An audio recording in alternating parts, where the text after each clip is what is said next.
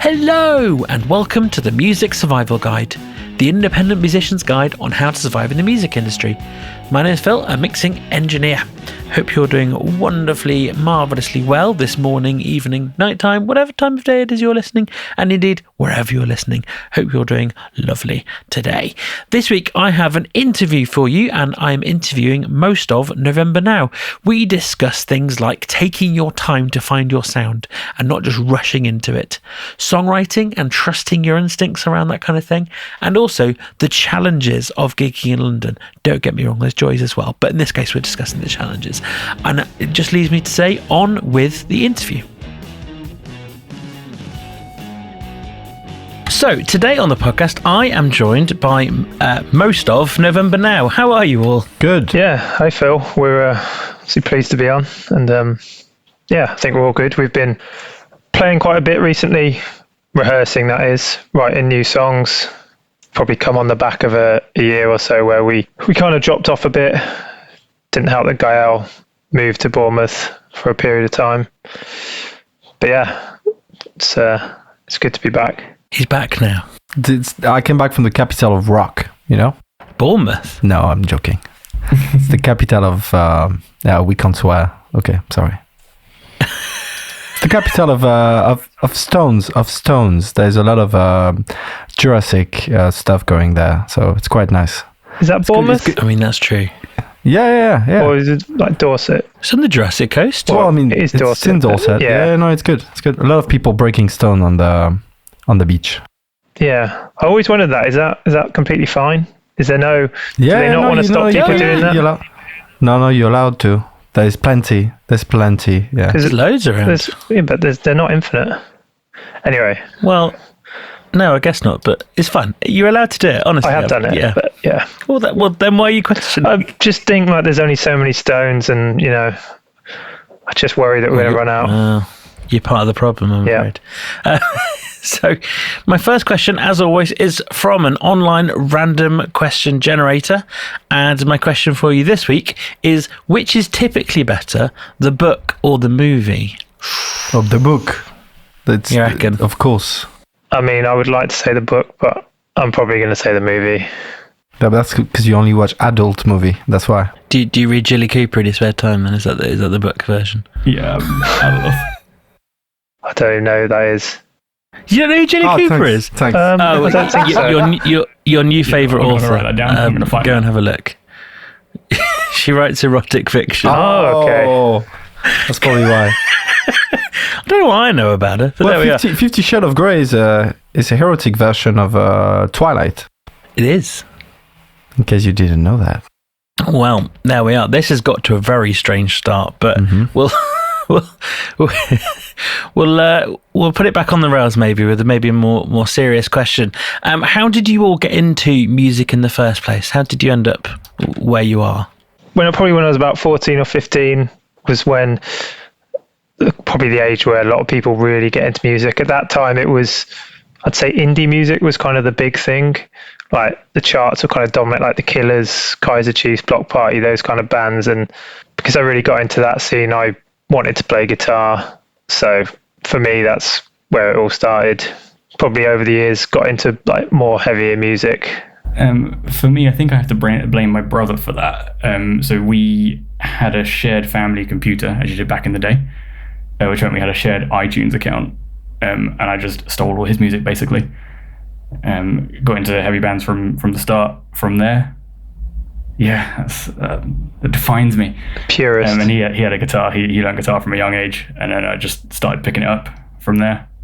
Yeah, mine is pretty similar, to be fair, because so my dad always played guitar. He collects guitar. He has like over 50 guitars. They're probably all dead now, the guitar, because obviously it doesn't really look after them. But he used to play a lot at home, and my brother picked up electric guitar as well, and he started. I think he was listening to Smash, The Offspring. So that was end of 90s, early 2000, probably end of 90s. And yeah, I because I didn't want to do the same, I picked up drum. So I started with drum around 15, and I loved it. Just banging on stuff, that was perfect. And then after that, I wanted to sing, so I moved to bass. and I absolutely love bass. I think what I love the most about it is the fact you don't have to bring a lot of stuff when you go to a gig. You just bring your bass, plug it, that's it, you know. Like Mario is not here, but you can tell Mario is always the guy who sweats. You know, he's always sweating when he arrives, when he plays, when he leaves. He's always wet. I like being dry now. I really enjoy dryness. So you like singing, but the large reason why you now play bass instead of drums is that you don't like sweating. Yeah, and also the reason I like to play bass is because I don't like singing without an instrument. I found it a bit, I don't know. I've done it, and unless you're doing a musical and you're dancing or something, that's fine. But I think the instrument gives you the energy. So, which is what you used to do, right? On cruise ships. Yeah. No, not cruise ship. Is it not cruise ships? No, it was just like a semi-pro musical where I was just singing Bertuccio. Monte Cristo, for people who know Alexandre Dumas, is quite famous writer, and it's Monte Cristo, the Count of Monte Cristo. So yeah, wow, that was cool. But I prefer November Now. That's probably the right answer to give in this context. I'll say that. So, how did you all get together in the first place? How did you get from your kind of disparate instruments and learning them to being in a band? Well, I mean, it was probably the classic join my band? I mean... Yeah, that's where I found you guys. Yeah, I guess me and Gael knew each other first, which was from an old band we were in. Join My Band. Which we met through Join My Band. Join My Band. At the time, he was the drummer, I was the guitarist. And then we both probably clicked on like the type of music we were into, which was definitely like more pop punk and the heavier stuff. So... yeah, when we kind of talked about it, like, you know, I knew Gael could sing, and it didn't make sense to sing and play drums. It has been done, but, you know. So, yeah, we started up November Now, or didn't have a name at that point, and then found Dan and Mario on Join My Band. Well, we did see a few people, a rigorous selection process. We auditioned for that. Boot camp, 2 weeks, and Dan and Mario were the last survivors, and yeah, they got in, and now they're kind of trapped. Is that how it works? Yeah. Can't leave now. Wow. How do you feel about that, Dan? It's a struggle at times. But it's a struggle you bear with. Fair enough. So what year was it you got together roughly? So I arrived in London in 2014. And what's interesting is I was already singing in a band back in France, but then I came to UK. I was like, come on, I'm French, you know, I'm not gonna sing in a British band. So I was like, know your place, go back to drums, and I did, and I enjoyed it. But then we quickly came back to our own music with Dave when we started playing Blink-182 in between crappy songs that whoever we were playing with was. No, I can't say that. You need to this because Cormac is gonna listen to this. No, Cormac, to be fair, even if he listened to this, we liked his music, but it's just we wanted to do something different, and we did, and yeah, 2014, and I think when Dan, do you remember when you then joined? Was it 2015? Surely it was later than that. He has to be 2015. It wasn't that early. You sure? We didn't start November Now that early. 2016 then. I mean, I swear to God, if you're checking, more correct. You know what? There's a really easy way to know. Well, let's just say somewhere around there. To the group, and I think it's probably 2016. It's terrifyingly close to a decade either way. No, it's cool. It's cool. I'm sure even if you listen to it, it was not crappy. Hey, hold on. I got the proof. 24th of January 2024 is when we started. What are you talking about? 2024? That's a year ago. Sorry. What? Oh, there's so much editing going on here. I thought it was 2014. Sorry. Okay, yeah, no. So you've just been around for about a year now. That's interesting. No. Okay, anyway. So somewhere back in the depths of time you got together. Exactly. Too long. Well, some would say. Too long? Yes. Wow. No. Let's say, I mean, it was probably maybe 2016 when we started. Sure. To be fair, I think one thing that I would say I enjoyed, and I think everyone kind of enjoyed, was we didn't take it too seriously. I think we've all been in bands, certainly like known other bands that to take it very seriously from the start before they've even written a song, like almost in like a kind of business mindset. Whereas for us, it's like we were quite casual. We enjoyed like practicing, playing, and writing songs, but we didn't like pressure ourselves with. I mean, to be fair, it did mean that we did spend a few years of being a bit lazy. Like we were just writing songs, and but till we kind of actually started like putting ourselves out there and playing gigs, and that kind of thing. But yeah, I think it just made it a bit more enjoyable. Like we all got on well, like personally. So that was more important than... It's precisely what attracted me to you guys, was the generally like less intense nature of it. My previous band was very all go all the time. Everything was very intense, had to be about the band. Yeah. So I was looking for something a bit lighter. Fair play. So I mean, what was the first gig like as a band? Was it good? Was it bad? How was it? I think it was good. What was our first gig? It was like late 2021. Yeah. In the year pretty 2021. Sure. Full man. Yeah, I think we just started in probably some point in like the whole COVID era, like, well, probably mid 2021 rather than 2020. But we kind of thought, let's just have a look. I think me and Gael one night just had a look, and I think he found some promoter that was looking for someone to fill in or something at shortish notice. So we went and played Fiddler's Elbow, obviously a classic good venue. With a few other kind of pop punk bands. That was good. We didn't really tell anyone that we knew. We kind of used it as a practice. So I think we only brought like 5 people, close people. But yeah, it was. I mean, I really enjoyed it. I think everyone else enjoyed it. It kind of been a long time coming, and then because it went well, we started doing a lot more gigs and actually promoting them and bringing people along. It's always a good idea to promote gigs that you're doing, I find. Yeah. I mean, I suppose one of the challenges was like with some promoters, obviously, that it's all comes down to online ticket sales. So we were probably lucky. I think that those promoters, they were good blokes. It wasn't too like corporate like some of them are, like just money driven. There wasn't pressure on us to sell X tickets. It was very much like we did them a favor. We stepped in like a week before, and we sold a few tickets. But I think they liked the band as well. Yeah, they liked the band. We didn't have the pressure to play in like pop punk, so they literally enjoyed just having us around. I think, which is good. And we did quite a few gigs with them. Yeah, what happened to that then? We probably need to, if they're still around, we should probably. I have a feeling they're not. I'm pretty sure their social media stopped. But anyway, but the bottom line, I think, is we were just talking, and Dave was like, "Oh, well, we're not playing. I'm like, dude, you want to play? We play on Saturday. Like, we're in London. Like, there's always a way to play if you really want to play, and I think that's the bottom line, right? It's true. But I think at that point we were more into trying to find our sound, trying to find good songs, and trying to find our feet. I mean, it took us a while, but it do take a while for any band, unless you don't really care about depth. But I think that's why our first gig was so good, because it was such a long time coming. We were literally rehearsing. We knew the songs like so good, so well. So went on stage, just played them, and I think we all had experiences before, right? We all played in band before. We all played live, so it helps to know where to plug the jack and what to ask to the sound engineer. I think it does help. Totally.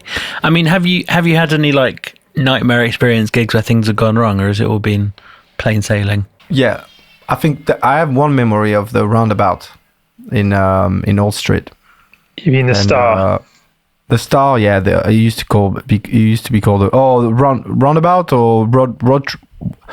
The one. Workshop and road trip, something like that. Yes, it's Workshop. It's in Old Street. It's quite a. I mean, I see everyone playing there. And we have played there like 4 times, to be fair. It's like a basement. It's super small. I think that was like on a very odd day, like a Tuesday or something. Yes, I think I've been there. Yeah. It's all red. Yeah. It's all red inside, and it's red, low ceiling. And I remember. I think, to be fair, we had 3 back to back. I think, 3 back-to-back gig. I don't know, guys, if you remember. I mean, there was a week where we did like 4 or 5 gigs. So and I think and one of them was in a different city, but yeah. And we're like, no. That was empty, zero energy. I think it's all about energy in the room. When you feel like there's no energy in the room. I think that one was a Sunday night, actually, because I think that was the last one of the week. And another problem, especially if you're promoting tickets to people, especially to people you know, if you've got them to come to a gig in London on Friday, what do you do with the Sunday? Like, you're kind of like, who are you getting to come along? And, people just aren't that interested in going to a gig on Sunday night in central London. It's difficult. I mean, do you find this? Because I've obviously lived in London for quite a few years now, and I kind of got a sense of what it's like as a gigging city, if that makes sense. And it's really strange. Like, you can put on a gig any night of the week, and it could be hugely busy. Equally, you could put on a gig on like a Friday night and there's nobody there, and it's really hard to tell ahead of time what it's going to be like. I don't get it. I don't know if that's your experience. I mean, there's a simple fact, right? I was on the phone with someone earlier, and she was like, "Oh yeah, on Friday night there was what's his face? Marilyn Manson was playing in London on Friday." I was like, "Oh, I didn't even know." I mean, you do compete against massive names, and if you check gig list, that, like, the other day I'm on the tube and I see someone with a Mogwai t-shirt, and I'm like, "Oh, Mogwai," and in my head I'm like, "I bet you they're playing," and then I Google it, boom, they're playing Brixton. I'm like, okay, so every night there are like massive bands that are playing, so you do compete against these people. So I don't know, if you play a pop punk night and Blink-182 is playing that night at the O2, but then there's no one at your gig, right? So I think there's an element of that. There's too much demand. People are blasé as well. Yes, that is the problem as well. But you got to be aware of when the big bands in your genre are playing in London, I guess. If we throw a pop punk night in Bournemouth, I guarantee you that it's gonna be a hit. Like, everyone will be 15, but you might have fun playing. I mean, speaking of genre, I'm not necessarily convinced that you're pop punk anymore. If the new song is anything to be judged by, I don't know what anything else you've written is like, but that, like, I've chatted to a few people about it, and I don't know what genre I could put on that song. I really like it, but I don't know what genre it is. Is it Say No? Yeah. Yeah. Yeah, I mean, I definitely agree. I think we all, in our hearts, like, we've been pop punk, and we obviously you have a mix of songs, some like very upbeat and major key, and then some of the darker ones in a minor key, which I think everyone we did gravitate to more. And I think it's one of those things we always knew, like, we all enjoy playing the heavier songs more on the whole. So it was kind of a bit natural thing. That is, the new songs we're working on are probably more along the lines of Say No, which is a heavier song. I mean, I was like, the only genre that I can really say is that the verses were like 2000s kind of rap rock metal, that kind of like thing. new metal. Yeah, Limp Bizkit. And then the chorus just kind of went anthemic, which was out of the blue, but in a cool way.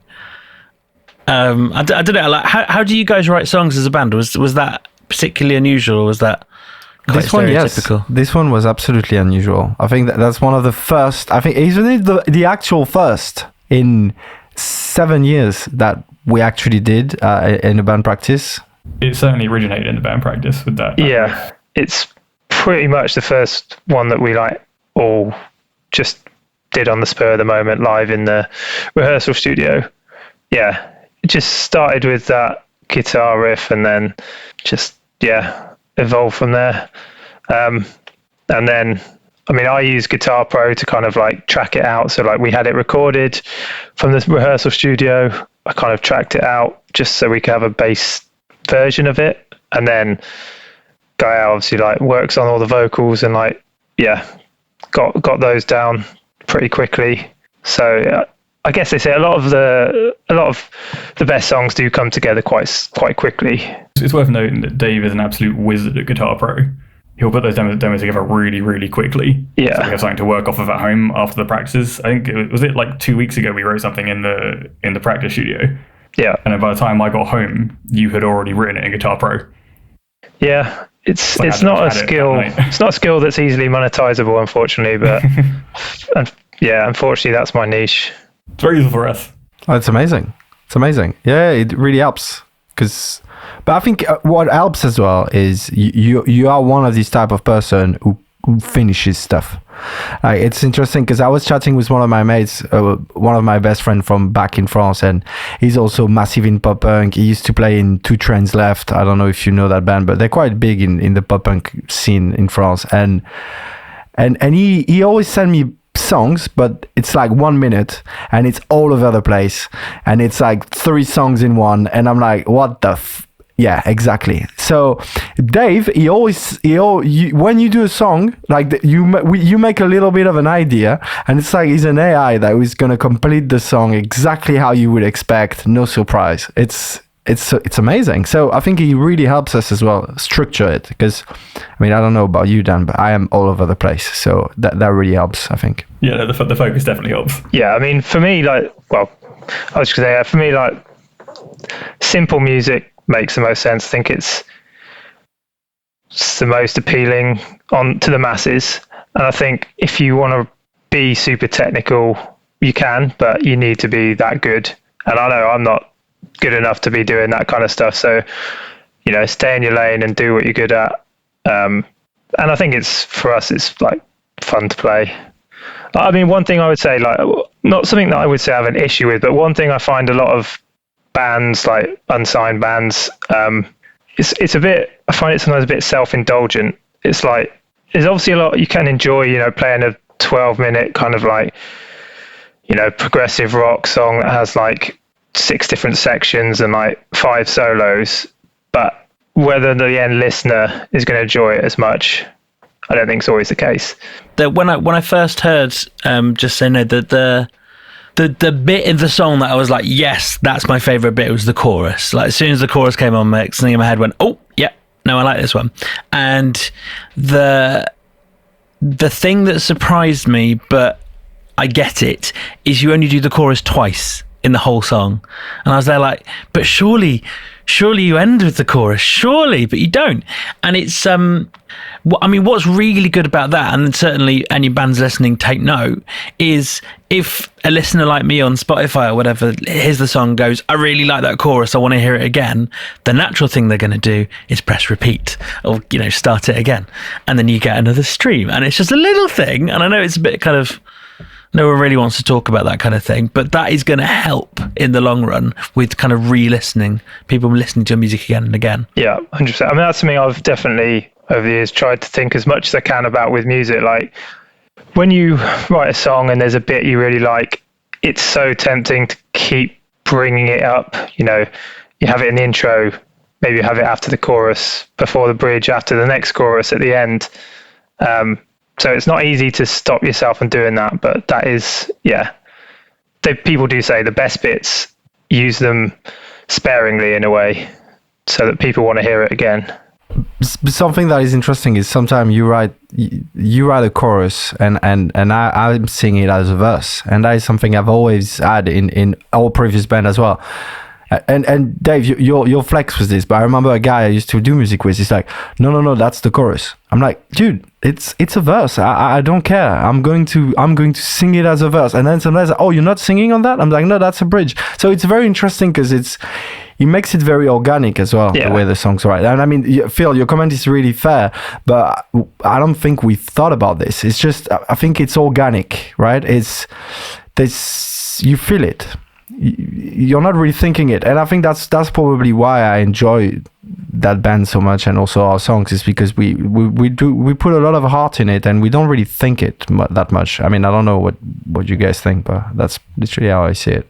For me, on Say No, the hook that I always get drawn into is the riff, and that does repeat itself quite a lot through the song. That's in the intro and the outro. Yeah, I mean, as a guitarist, those are the bits that you just like are self-indulgent, really. Like, that riff just like enjoyable to play. It's a cool riff. I mean, it's interesting because the way the way I heard it, I mean, sorry, listener, I'm aware we're talking about a song that you haven't heard yet. It must be said, this episode is going out in March, and I'm fairly sure you're releasing it in March. Yeah, we can talk about that.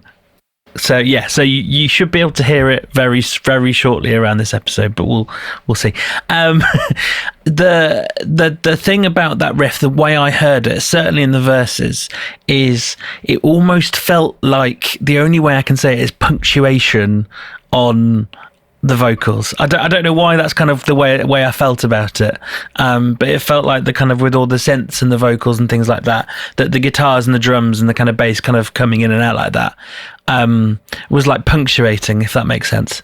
So I don't know, that's just the way we work is the lyrics are coming out from the music, so it's a lot of shouting. And I think I do a lot of makeup English at first, and then it's really interesting because when we then listen, I then sit sometime and listen to the broken English, and I'm gonna hear words, and these words are making up the meaning of the song, and that means the energy. So when you say the punctuation or the is that what you were saying, that it's kind of one thing I would say is playing the bass and singing at the same time really helps, because you're forced to follow the rhythm. And I think as a drummer who play bass and sing, for me, I don't really care. And sorry guys, but I don't really care for the guitars. It's really the rhythm that takes me. And I think obviously it does help to have two amazing guitarists that are adding layers to it. But I think if you have a strong rhythm and your vocals and bass and drum are following,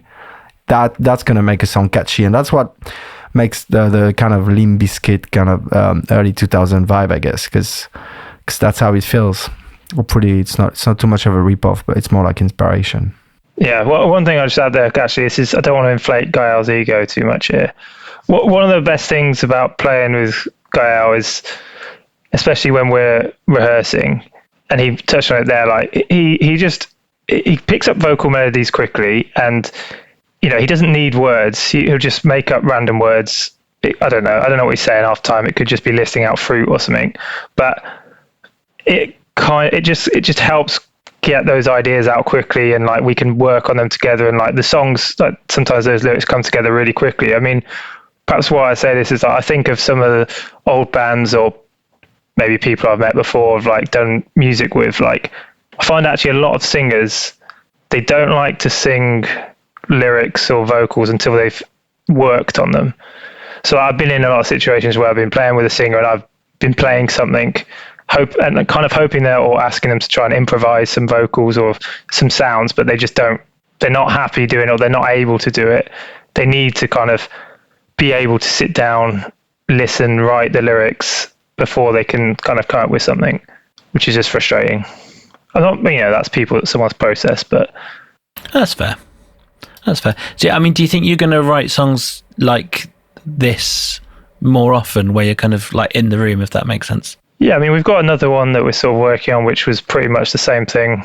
Like just some kind of riff that came up in the room, and we've been playing that a little bit in sessions. So, well, yeah, 100%. It's something we will definitely enjoy doing when we can. What's interesting is a song like that come up, and then that also almost influence the following songs you're gonna write, Dave, because I think Lost Inside that is coming, or aka RAP, it's very much a similar song, and I think, Phil, you'll like that one as well, because I feel, and also what about Perjury? So I know Dan, I can see that when Dan starts to get excited, I know I got it right, and we were working on that song, so I was just like shouting some gibberish, and we probably played it 30-40 times at that point.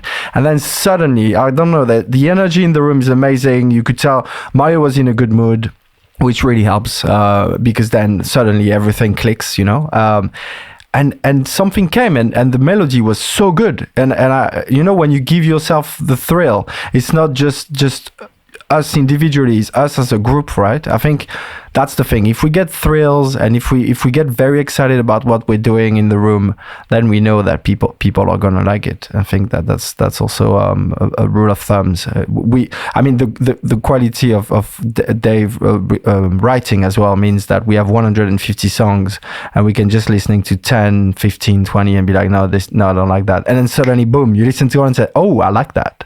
I'm getting something there. And then you don't know exactly what you get until you've played it 15, 20, 30 times, and then you're finally digging. And what's interesting as well is when we find the melody in the room and when I can see everyone likes it, it's that this is it. You can't really change it, right? Next thing you know, after you do five times, I can see everyone like kind of singing it, even if there's no lyrics. But you can tell that there's an expectation for the hook to come in, and that's how the songs become alive. I mean, it is a bit of a manifestation where you don't really know where it's coming from, but it's clearly drawn from. I mean, I know it sounds a bit hippie, but the energy, the vibe, it's a group, it's a joint effort, and that's why when you play it live and people like it. Well, that's great, but if they don't like it, then we still like it. It's at the end of the day, that's that we do this for us, right? If people like it, it's a bonus. Yeah. So, how do you go? I mean, I know this because I've mixed you guys, but how do you guys record yourselves? What's your approach to that kind of side of things? I mean, we have done it all from home. We did use a studio once years ago. It was actually for free. It was through a friend, but that kind of it was a girl who was kind of studying music production, and actually what happened was her laptop got stolen with all the files on, so that actually never kind of came through. But yeah, to be honest, I've got all the minimum equipment required to record all the guitars. I've got mics, so I'll tend to record Gael's vocals at my place. He's got his own mic. The only point of contention so far probably is the drums. So far we've used, I don't have a drum set here. I don't have space. I don't have the quality of neighbors to get away with that. So we have used, like MIDI drums. Most band do. Yeah. Even big band like Chunk No Captain Chunk, for example. I know for a fact that all of their album there used to be Cubase. It was just one guitarist and they were doing everything themselves, and that sounded sick. So yeah, I mean, I big advocate for MIDI drums personally, and I think you can get obviously really good sounds. Sometimes you want to have it almost sounding a bit electronic or robotic in a sense, but yeah, I mean, we have talked about potentially laying down some real drums on the track at some point, which we would need to go into the studio for. I mean, Mario is very, very keen to do that. That's understandable. That's fair. So we'll see on that element, I guess. Yeah, but he's just going to be competing against whatever MIDI I can do on the computer. Yeah, I mean, I feel like the version we have right now, like if you say no, it's the screenplay, the really detailed screenplay, and if we record it in studio, that's it. That becomes the actual film, right? That because there's more colors, there's more depth. It will be a lot better, but in order to get it right, we obviously need the right. I think the producing aspect is really important. That's something I found out in studio, where you start and the guy's like, no, what are you doing? He said that's rubbish. He said, no, that's the song. No, he's like, no, do it like this, and then you do it like this, and you're like, oh my god, this is amazing. And I think that we recorded this weekend on vocal, and Dave, for the first time, I think that much. You had full powers, and I was like, okay, you're gonna tell me what to do, and I'm gonna do it. And that is so good, because then you have someone who's almost neutral, even if you're part of the band, but you had a neutral standpoint at that moment. And it's great because you're just asking me stuff and I'm doing it, and you have your vision, and then that gives a really good result. So I think studio for me is not just about the sound, it's more about a moment. a moment with everyone in the room where everyone can feel what we're doing, you're building, and you also have the power to modify, right, to alter stuff as you go. You could almost record songs indefinitely, right? You could have a 60 version of the song and you never really finish it, right? That's what artists say when they paint. Like, you don't finish a paint, you just stop painting and you say, okay, this is it.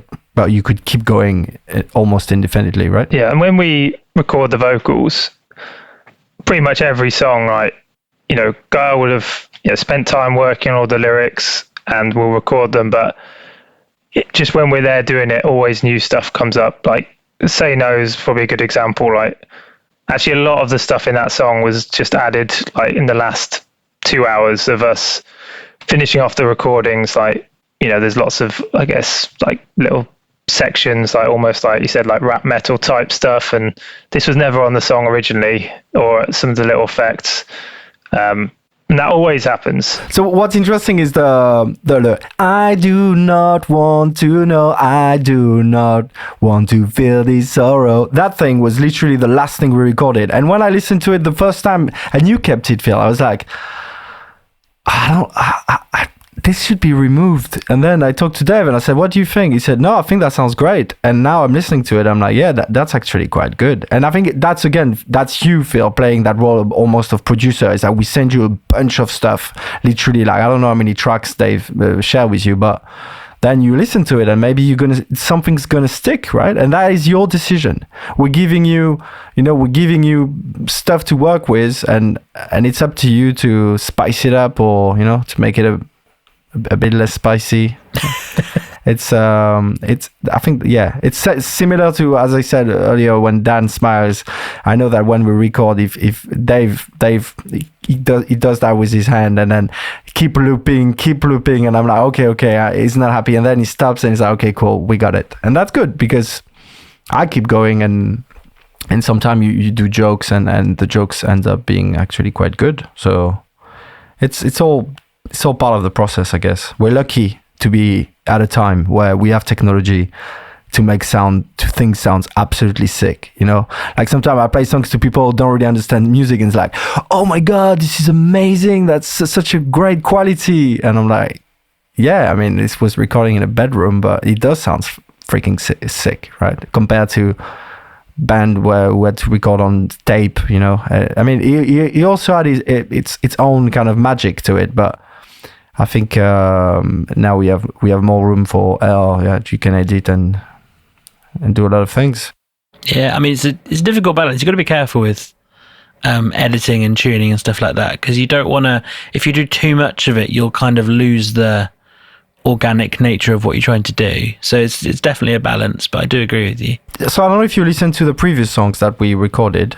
I think the mix is completely different. And I was listening tonight in the car, because I think, to people listening, the best way to know if a song sounds good is listen to it in a car.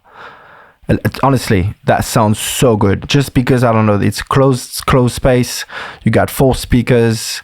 There is something about listening to a song in a car, and your mix really stand out in the car. Say No is really good. I was able to pick up a lot of different things, and there's a lot of granularity, and I can tell that you probably spend a lot of time on little details that no one's gonna hear, but I am, and I think we are, because obviously we can see the difference. As in, someone who was just gonna run the mix and put some compression and use a template that he always use for this type of music. I think I can really feel like, yeah, it's really appreciated. Nice, thanks. Well, I'll pay you the money later. We agreed. So, I guess moving on the topic a little bit. What in your opinion, and you can have different answers, what's been the biggest success of the band so far? Like, it could be a particular moment or a release or whatever it may be. But not breaking up when I went to Brugmos, I think, was the biggest success. Yeah, that's actually a good point. I mean, when we said it earlier, like when Gael moved to Bournemouth, like, the original plan, he was giving it all the chat, like, oh, I'll be back all the time, we'll still rehearse, like, and yeah, we didn't. We spent a year like hardly rehearsing, doing no gigs. So it looked pretty likely it was kind of over, but here we are. back. Mario would always say, "Are we still a band?" Yeah. Because we would see each other outside of the. "Are we still a band?" I was like, "Yeah, we're a band." We've had longer hiatuses than that. Yeah, true. To be fair, even when I was in London, it's true. I think sometimes band it's a bit like a hearth, right? If you're growing crops or whatever, sometimes it's good to have a little stop just to enrich. And again, like I see band doing album every year. I'm like, how do they do this? How many live do these people have to find the inspiration required to write like impactful music?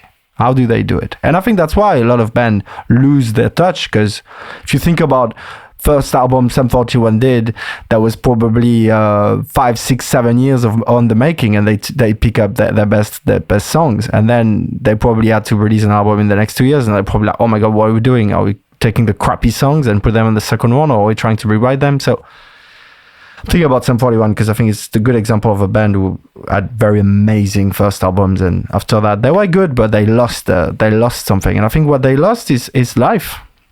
It's like a tomato, right? If you grow a tomato outside, it will be delicious, but if you farm it, then it will be beautiful, but it will taste like crap. So yeah, A lot of farming analogies here.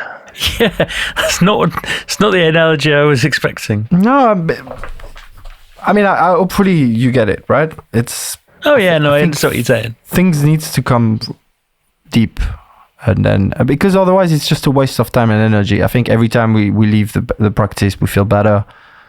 Every time we record song and I write lyrics, I just feel better. It's just you take stuff out of yourself, and I can see everyone take stuff.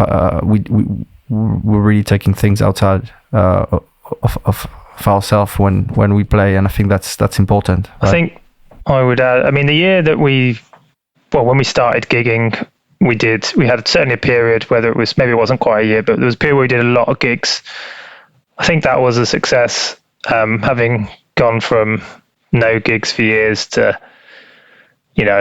gigging all the time. And not just the fact gigging, because, sometimes you perhaps don't have the same motivation as other gigs. Like the example was like when we were doing a Sunday night in front of 3 people, and we'd done a gig on Friday in Birmingham, Saturday in London, and whatnot.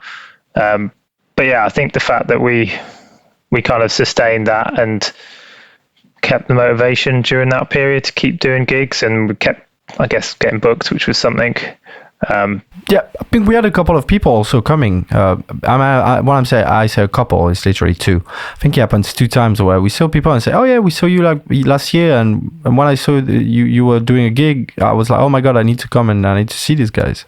It's always good, right? I mean, and we do normally get, when we play gigs, at least like one person coming up to us asking us like what our Spotify is, and that's always a good feeling.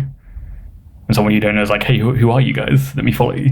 Yeah, I think one thing I would say, if we had to get a kind of common feedback, and this might sound like we're blowing our own trumpets, and I don't mean it in this way, but people do say we tend to write catchier songs, which I think goes back to, we aren't like the top musicians. Like I don't see us wanting to play like super technical songs with like crazy structures and loads of like intricate riffs. Like we just write them pretty simply, and obviously simple music tends to be more catchy music. And for me that's probably more, I would kind of prefer that in a way, to write catchy music than really, let's say, maybe more creative but technically a technical masterpiece, let's say. So when people do say that, I do kind of appreciate that. And not everyone will say, well, music's catchy, but or that they'd like it, but I think that is kind of a thing that I have heard quite a few times. Nice. I mean, again, this is a bit of a handbrake turn of a question, but I'm going to ask it anyway because it's a good question. For you guys, how is the band managed? Is there like a single kind of point person who is in charge? Do you share out tasks between you? How does that kind of side of things work? There isn't a single person, really. I would say that's you. I think we'd all say it was Dave. I mean, we're back to the point that Dave finishes stuff, right? Disagreement. So, because the thing is, I think we're quite laid back, right? I am quite laid back. Dan, I think you're also quite laid back. You did say that you enjoy the fact that this band is laid back compared to your previous band.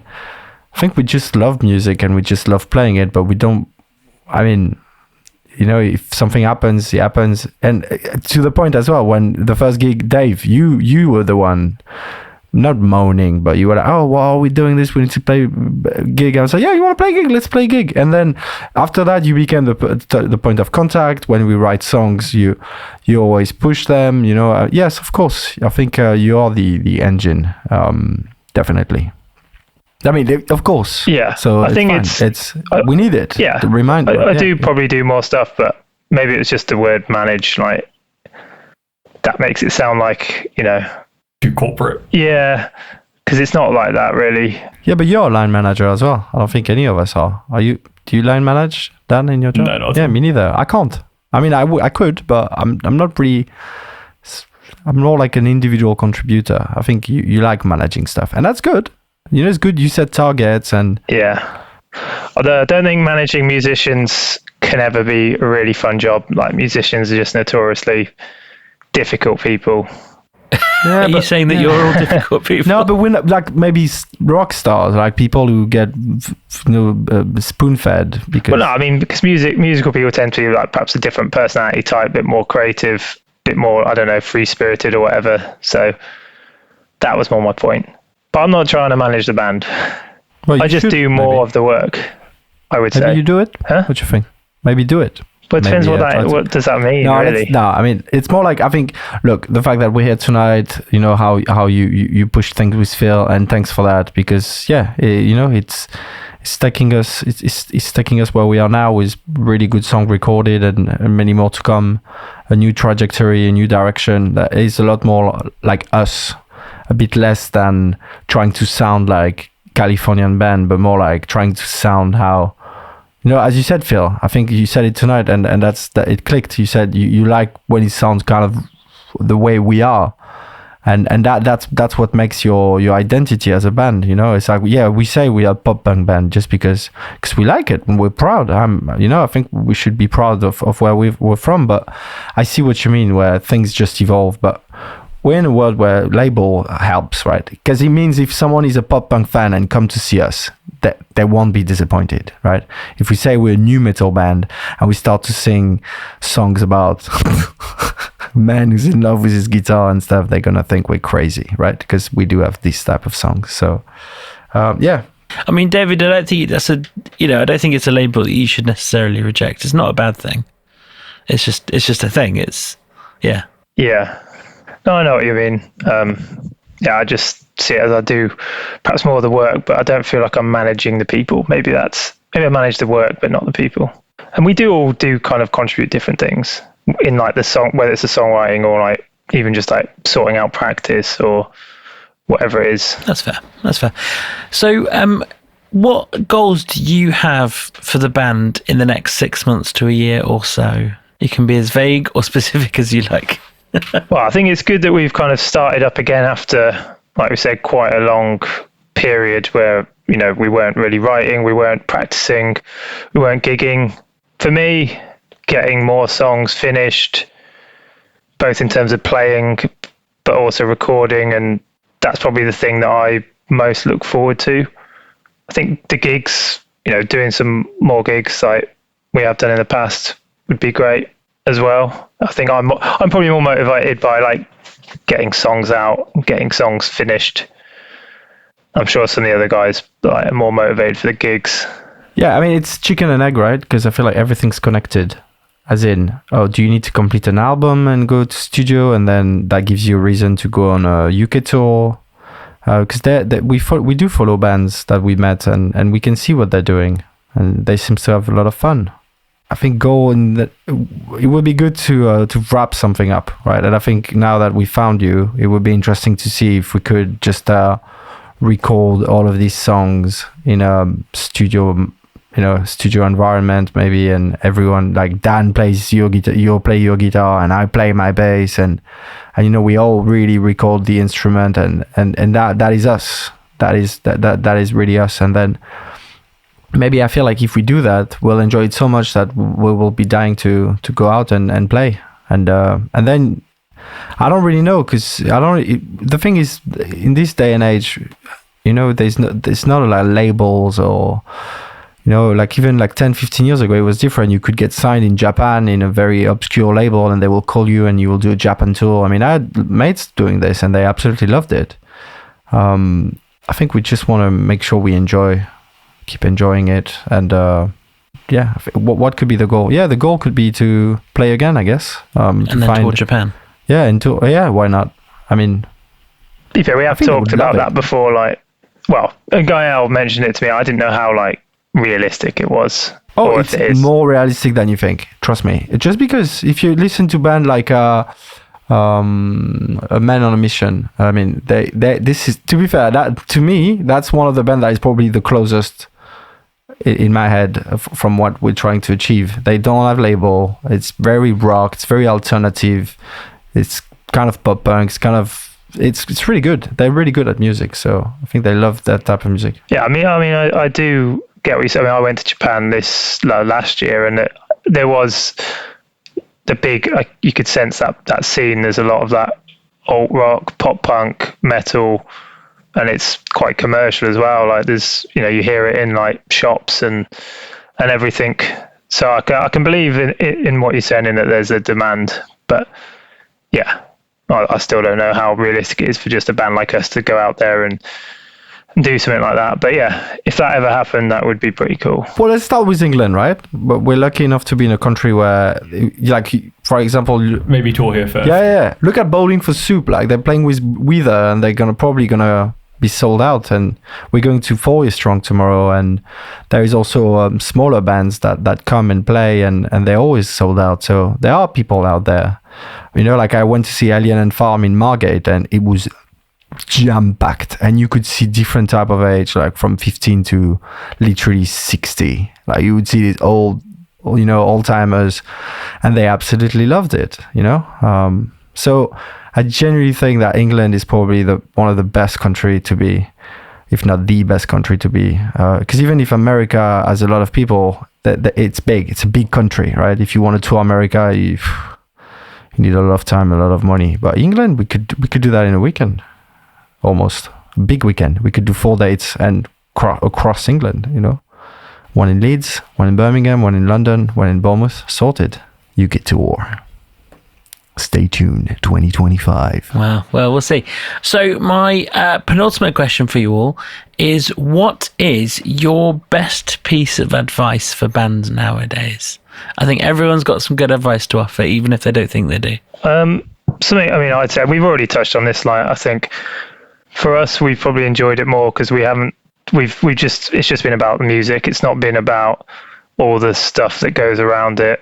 Like when we started, it wasn't straight in with all the, strategy, all this kind of stuff. Like, we need to do this. Like, it was just write songs and play. So there's definitely that, like, your first priority is to enjoy it, because if you don't, I think it would be hard to make it anyway. Maybe something I'd say is, like, it's good to at least have one person in band that's got a good level of kind of production knowledge. I think one of the benefits for us, like, I think recording from home saves us a lot of money.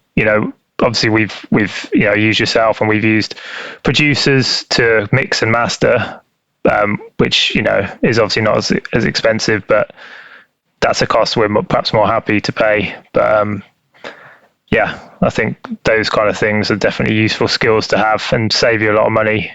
Then and it means you can put out a lot more music. Just to echo the keep the fun point. If you're not having fun playing the music, what's the point? It's the most important thing. I think when it comes to being a band and when you meet people, I think it's important to prioritize the team fit. Right, I think, and I remember Dan, the first time we saw you, I think we didn't even have to play. I think we were just like, yeah, there's something going on here, right? It's like, it's a spark.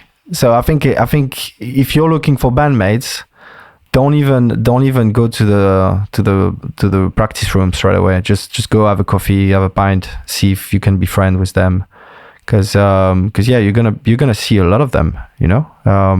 Like in the last 7 years, I've seen Dan more than I've seen my own family, you know, back in France. So what I mean is, it's important. It's important to like the people you're doing it with, because again, as I said, they will then contribute to your happiness, right? Because as you said, you need to keep it fun, and I think the second one I'll give is slow and steady wins the race. Like, don't rush, just take your time, you know. Like, if you, whatever happens. I think when I look back at where we were in 2024 and whatever we started like a few years ago, and I'm so happy because I can see we're progressing. Where are we going? I don't know, but I know that at this rate, until we have enough strength to do it, we'll keep doing it. You know, you don't need a reason for it, as long as it fills you with happiness, I guess. Yeah, that point was definitely true about.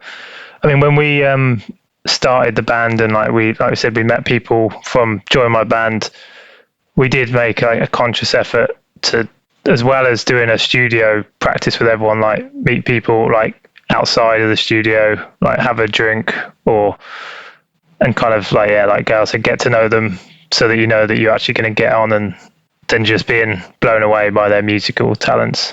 It's like any relationship, right? It's important to leave the relationship a chance. So when you meet someone, even if you're not 100%, as long as you feel there's something, just see how it goes. Don't be.